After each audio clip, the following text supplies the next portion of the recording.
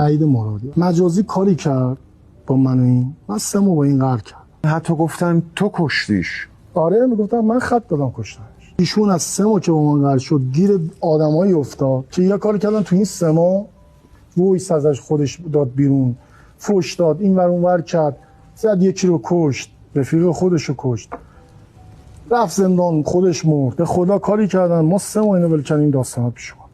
قبل 3 ماه که با من بود هر داستانی پیش میومد من رو تجربه اینا حلش می‌کردم، زندانم با هم می‌رفتم حلش می‌کردم. من 5 سال من سر خاک این نرفتم. یکی منو نبینه یه عکس بگیره اومده ترسیده و فلان و اینا. ببین مجازی چیکار کرده بابا؟ رفیق شیشمو نمیتونم سر خاکش برم. شبش به من زنگ زد تا صدا شدم، من گفتم منو آشتی بده. گفتم بیا آشتیت بدم با اینا زشته. گفت باشه هر چی تو بگی منو آشتی بده. به قرآن گفت منو آشتی. گفتم بابا برای تو بده، تو بیا من با اینا آشتیت بدم به خاطر من. گفت باشه. قتل رو کرد. این داستانا براش پیش اومد.